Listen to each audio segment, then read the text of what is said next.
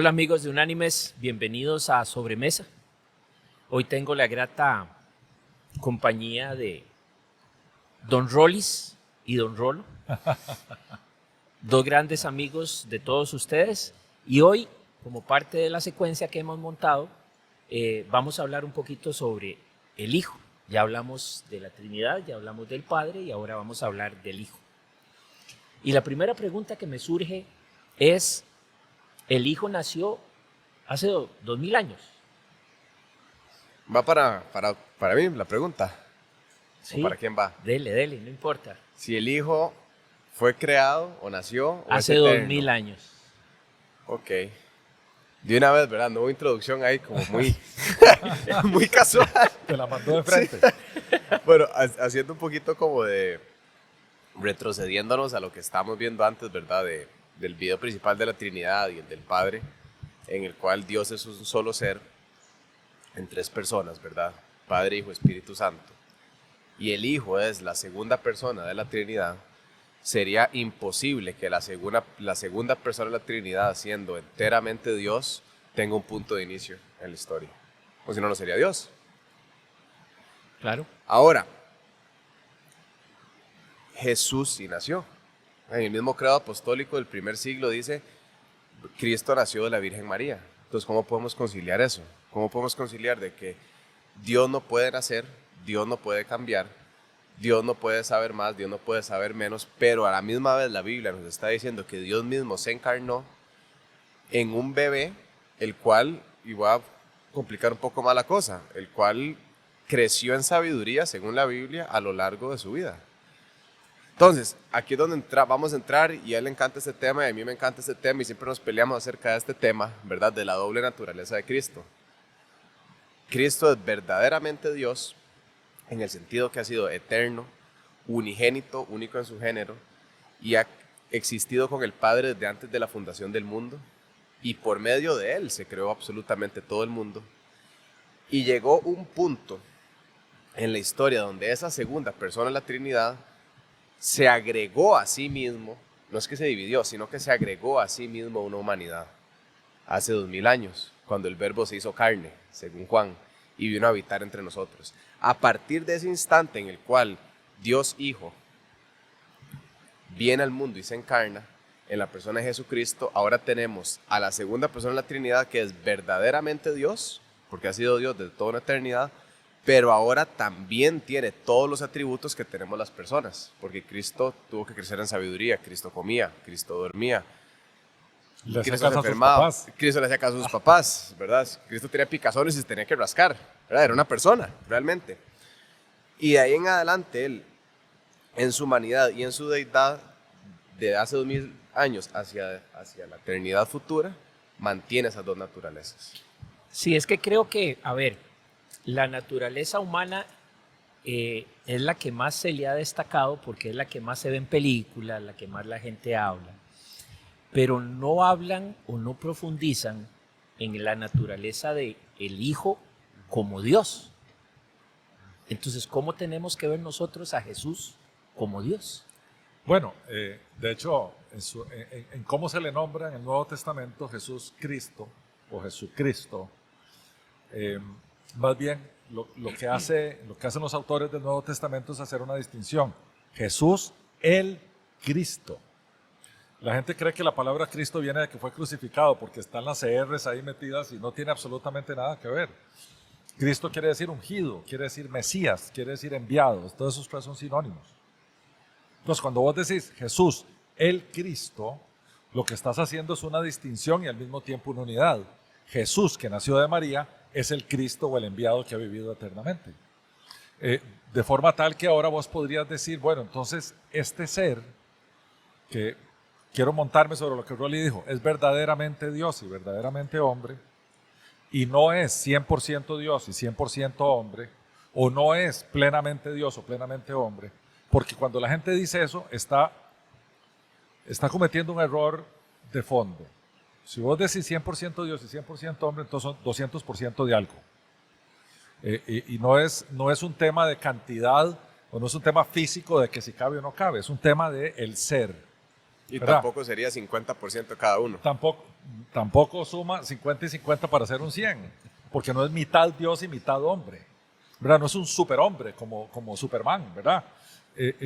Tampoco es verdadero Dios, verdadero hombre. O sea, es un tema más del ser y no de la física. Palabrita de domingo es un tema ontológico, o sea, es un tema del ser. Él es verdaderamente Dios y Él es verdaderamente hombre. Ahora, le conocemos cosas relacionadas con Dios, de su divinidad, cuando lo vemos caminando sobre el agua, deteniendo tormentas, sanando gente, devolviéndole la vista a un ciego de nacimiento, etcétera, etcétera, que vos ves que son cosas sobrenaturales. Darle vida a un muerto. A ver, le dio vida a Lázaro, le dio vida al hijo de la viuda en medio funeral, ¿verdad? Le dio vida a la hija del líder de una sinagoga que se llamaba Jairo. Solo Él puede dar vida. Y como solo Dios puede dar vida, quiere decir que Él es un ser divino. Él es Dios. Él es Dios. El Hijo, el eterno Hijo de Dios, es Dios. Al mismo tiempo que crecía en sabiduría, como dice Rolly, crecía en tamaño, le daba picazones, se cansaba, porque la Biblia nos dice que estaba cansado cuando llegó allá a Betsaida, creo que fue donde multiplicó los panes, iba a descansar porque estaba cansado. Entonces, no es fácil conciliar esto de que es verdaderamente Dios, verdaderamente hombre. Y quiero hacer una corrección también que dijo Rolly ahora. Nosotros no nos peleamos alrededor de esto, conversamos acaloradamente alrededor de esto, porque pensamos igual, ¿verdad? No es que él piense que él es 50 y 50 y yo creo que es 200%. Pensamos lo mismo, solo que, a ver, al lado de la doctrina de la Trinidad, esta es la segunda doctrina más difícil de entender de toda la Biblia. Y queda para especular más, además. Y da para especular más. Y la palabrilla de domingo del día de hoy es la doctrina de la unión hipostática, que es entender un poquito cómo es que ese ser que caminó en sandalias hace 2000 años entre nosotros, entre los hombres, era Dios. Sí, como en una misma persona hay dos esencias diferentes, realmente. Y es aún más complicado cuando uno dice, en la Trinidad hay un ser y tres personas, o una esencia y tres personas. Pero después vamos a Cristo y más bien es una persona con dos esencias, ¿verdad? Sí. O sea, lo complica en vez de que lo simplifica. Sí. Pero es lo que yo estoy diciendo ahorita, ¿verdad? Yo creo que solo cuando lleguemos al cielo vamos a poder entenderlo bien, pero por lo menos uno sabe lo que no es. Por ejemplo, cuando hablamos de la unión hipostática, ¿verdad? O sea, la unión de dos esencias, la humana y la divina, no es que se mezclan en una tercera esencia, ¿verdad? No es Dios hombre como en una misma palabra, entonces no es ni Dios ni hombre, porque tendría que ser una tercera cosa. Eso no dice la Biblia que lo es. Tampoco están separadas, no está Jesús hombre y Jesús Dios, y a veces es Jesús hombre el que está hablando y a veces es Jesús Dios el que está hablando, porque tampoco uno los puede separar, no hay dos Jesuses. Tampoco se pueden confundir, aunque nos confunde mucho eso, ¿verdad? Pero la doctrina de la unión hipostática es esencialmente eso, que el Dios eterno que ha habitado con el Padre desde antes de la fundación del mundo, decidió agregarse a sí mismo una humanidad y venir a habitar entre nosotros. ¿Para qué? Para poder ser el hombre perfecto que no pudimos ser nosotros, para poder hacer lo que Adán no pudo hacer, que es vivir una vida recta y perfecta. Y él, al vivir una vida recta y perfecta, como un hombre, además sujeto a todas las leyes que nosotros los hombres teníamos que seguir, él, por su obediencia y por su sacrificio, él compró nuestra salvación, y eso habría sido imposible si él no se hubiera venido a encarnar. Por eso lo pone en una condición de perfecto como hombre, puesto que tiene que ser un sacrificio perfecto con el propósito de obtener eterna redención para nosotros. O sea, se hace una sola vez, y solo con la perfección se puede hacer una sola vez. O sea, si Dios no bajaba y se encarnaba, nadie más podía lograr eso. No hubiéramos podido ser salvos. ¿No? Solo Dios mismo puede cumplir toda su ley. Y eso nos lo ha enseñado desde el Antiguo Testamento. Dios siempre nos enseñó que para presentarnos limpios ante Él, teníamos que tener un sacrificio, había que morir. Una criatura tenía que morir. En el Antiguo Testamento se usaban animales. Correcto. ¿Verdad? Había que derramar sangre. Había que derramar sangre. Déjame ponerte la bola en un punto de penal ahorita. A ver. Voy a hacer una pregunta que no me corresponde porque yo no soy el que hace preguntas. Pero los judíos no sabían de Cristo o no sabían de que el Mesías iba a ser Dios mismo en carne, según algunos. ¿Está Cristo en el Antiguo Testamento? Cristo está en todo el Antiguo Testamento. Está empezando en Génesis. Cuando ocurre la caída de nuestros queridos primeros padres, queridos entre comillas, ¿verdad? Pasamos por todo este predicamento por ellos, pero bueno, de nuestros queridos padres, se habla de una figura. Dios Padre está ahí, le está diciendo a Adán y a Eva cuáles son las maldiciones de la caída, y se hace Dios dice algo que teológicamente se le ha llamado el protoevangelio o el primer evangelio, que dice que sus descendientes, su semilla, su descendencia, hablando de Cristo, iba a ser herido en el talón, pero que él iba a herir de muerte a la descendencia de la serpiente. Entonces, ahí arranca todo un concepto de evangelio de que un descendiente de mujer, porque es bien curioso, no le dijo a Adán eso, le dijo a Eva, un descendiente tuyo, porque iba a ser un hijo de mujer, pero no iba a ser un hijo de hombre. Después vemos el nacimiento virginal de Cristo, donde se cumple tal profecía. Por otra parte, Pablo hace montones de referencias a Cristo en el Antiguo Testamento, pero el que mejor las hace es Cristo mismo. El Señor, por lo menos en 7 ocasiones que están todas en el Evangelio de Juan, le dice a los fariseos, yo soy, que era el nombre que Dios se había dado en el Éxodo cuando se presentó ante Moisés.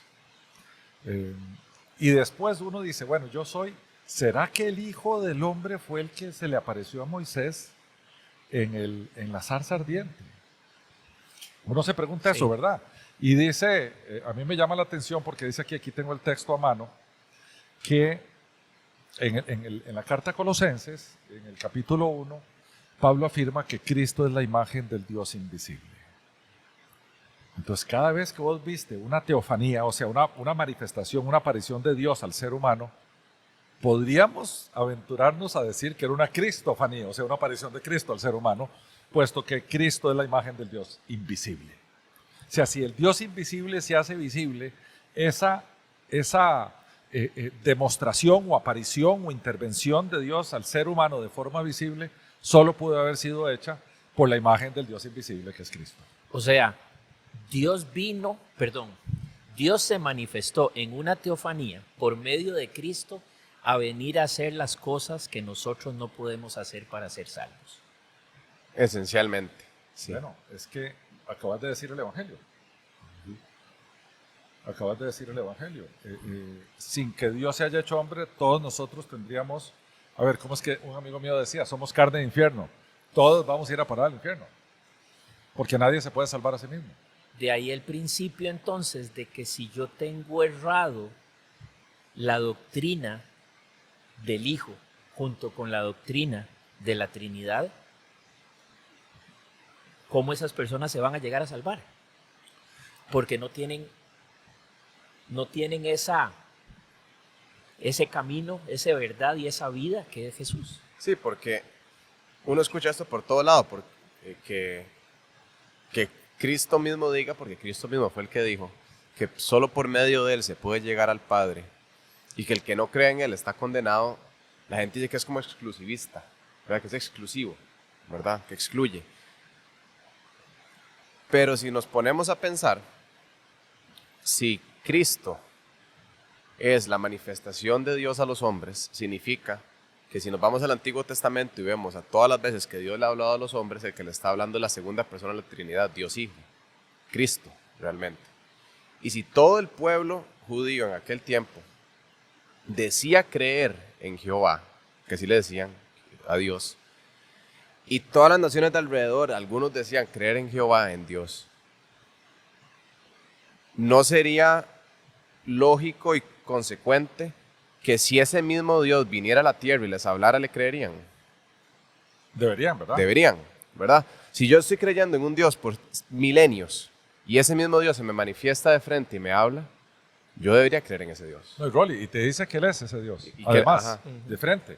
Y entonces vos le decís, ¿y cómo sé yo? Hizo un montón de señales. La más grande es su resurrección. Entonces a ver, perdón que te haya interrumpido, es que esto, yo creo que metiste el gol. Sí. ¿Verdad? Pusiste la bola en el punto penal y metiste el gol. Cuando Jesús resucita a Lázaro, a ver, evidentemente es un acto divino porque nadie puede dar vida a un muerto de 4 días de estar ya pudriéndose en la tumba. Ya olía feo. Ya olía feo. Salieron un montón de gente hacia Jerusalén a decirle a las autoridades religiosas de allá, vieran qué torta acaba de pasar. Ahora resulta que Jesús resucitó a Lázaro después de estar 4 días muerto. Y todo el mundo dice, ahora sí hay que matar a Jesús y además hay que matar a Lázaro. A nadie se le pasó por aquí que solo Dios resucita muertos y que por lo tanto Jesús es quien dice ser. Esa es la cosa, ¿verdad? Si fueran, vamos a ver, si fueran hijos de Dios, creerían en quien Dios envió, como él dice, ¿verdad? Ahí entramos en la tercera persona de la Trinidad. En el Espíritu Santo. Pero eso no, Que es no el tenemos que- chance desde ahorita. No, Bueno. no tenemos. Pero perdí lo que estaba pensando en eso. Bueno, sí, Cristo mismo dice, nadie conoce al Padre sino el Hijo. Eso es importante. Nadie puede decir, yo conozco al Padre. No existe un solo ser humano en la faz de la tierra a lo largo de la historia que haya conocido al Padre, porque Cristo dice, nadie conoce al Padre sino el Hijo y quien el Hijo le quiera dar a conocer. Eso significa que cualquier manifestación divina que ha sucedido aquí o en Guinea por los últimos miles de años ha sido Cristo mismo manifestándose, Así es. porque nadie conoce al Padre. Así es.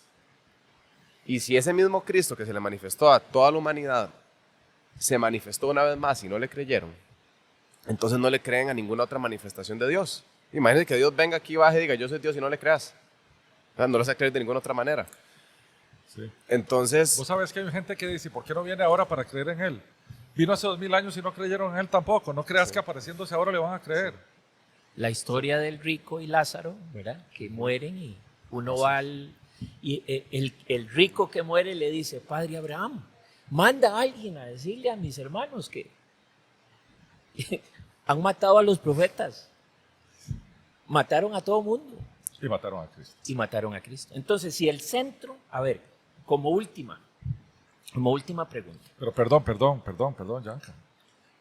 Ahí nos estás dejando la puerta del infierno a todos. Así, solo falta un empujoncito. ¿Qué falta? ¿Qué falta? ¿Por qué? ¿Por qué unos creen y otros no? ¿Por qué aunque se aparezca, no creyeron en Él? Porque hoy en día, con todas las evidencias que hay de la existencia de Dios, no creen en Él. Porque si el Hijo se ha revelado de toda forma, tamaño o color en el Antiguo Testamento y en la persona de Jesús en el Nuevo, ¿qué falta? ¿Qué otra cosa falta? Para que la gente crea en el unigénito Hijo de Dios que se hizo hombre para salvarte a vos del castigo eterno. Y que vos no tenés que hacer absolutamente nada para que eso ocurra. Porque no puedes hacer nada, sos incapaz, estás muerto, completamente muerto. Sos incapaz de hacer algo para que vos te salves y estás apostando tu eternidad a eso. Y aún así no creen en el unigénito Hijo de Dios. ¿Por qué? de que Dios mismo lo responda, ¿no? ¿Verdad? En el siguiente podcast del Sí. Espíritu Santo. Cerremos el tema. Jesús es el tema central de toda la Biblia, ¿cierto? ¿Qué falta que haga Jesús? ¿Qué le hace falta a Jesús por hacer? Su segunda venida. Exactamente. A ver, no nos equivoquemos. Cuando Jesús dijo, todo está consumado en la cruz, es todo lo que está relacionado con la salvación del ser humano. Sin embargo, después de que Jesús asciende a los cielos, está intercediendo constantemente a favor nuestro. No es que su ministerio se detuvo. Abogado tenemos para con el Padre en Cristo Jesús, Señor nuestro. Ahí está sentado a la derecha del Padre intercediendo por nosotros. La vida tiene que seguir hasta que la última persona que va a ser salva nazca. Cuando esa persona nazca, se desarrolle, entregue su vida a Cristo, entonces Cristo viene en su segunda venida. Eso es lo que falta. Amigos, muchísimas gracias por la atención. Nos queda todavía uno más, el Espíritu Santo.